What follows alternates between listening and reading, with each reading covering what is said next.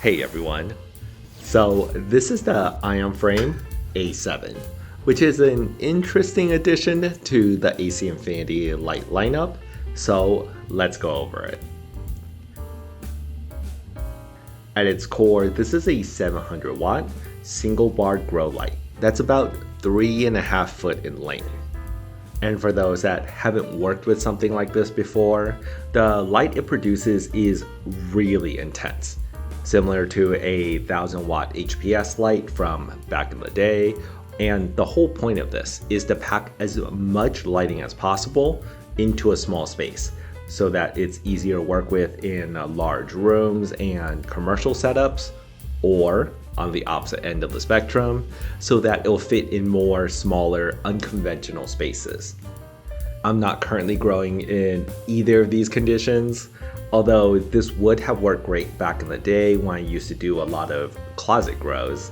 But instead, I've been testing this in my 2x4 tent for the past few months, so let's go over some of my notes. By default, for a space this small, I always have to dim it, since at 40%, it's already more than enough lighting for my flowering plants. And as you can see, the footprint it takes up is smaller than the Ionframe Evo 3 it replaced, even though it produces over 2x the light output.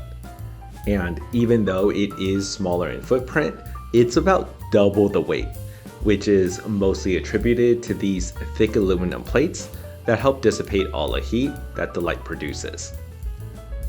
Obviously, when running at 40%, this thing is at most warm to the touch. But when I ran this at max output, it does get hotter, so it's nice that it has these thick heat sinks to work with. And if I were to use it at max capacity, this is rated for a 4x5 space. For these really large tent or room setups, the light's design and features do make a lot of sense. So the default control method for this light is with a RJ11 cable with the daisy chaining ability built in, meaning that you can connect 80 of these lights together out of the box. Most light controllers on the market also uses the RJ11 standard, so you can easily integrate it into any existing large room setup. But it also comes with a UIS adapter so that you can plug it into any AC Infinity UIS controller as well. Outside of the large space use case, I can also imagine this working really well in a 4x4 tent, especially because it does produce over 20% more light than the Ionframe Evo 6, and this light's less expensive as well. The shape does mean that the light it produces is more intense in the center, but if you hang the light further up, the lighting does even out across the tent a lot better. And for larger tents, this will be easier to work with than a traditional bar light in terms of space management, since it's much easier to fit a carbon filter and inline fan when the light isn't taking up the entire space of the tent. The driver for this light is detached by default, which makes setting this up in a tent a little more annoying, since if you don't have a place to put it, you'll need to hang it along with the light, but it also does make it easier to manage the heat of a grow space.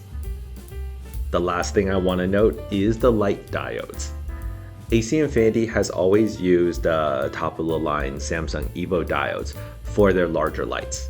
However, now that Samsung has exited the LED business, I've been told that even though AC Infinity has stockpiled enough Samsung diodes to support their existing grow light lines for years, all the new AC Infinity grow lights that come out, including this one, will shift to a diode that they've developed in-house.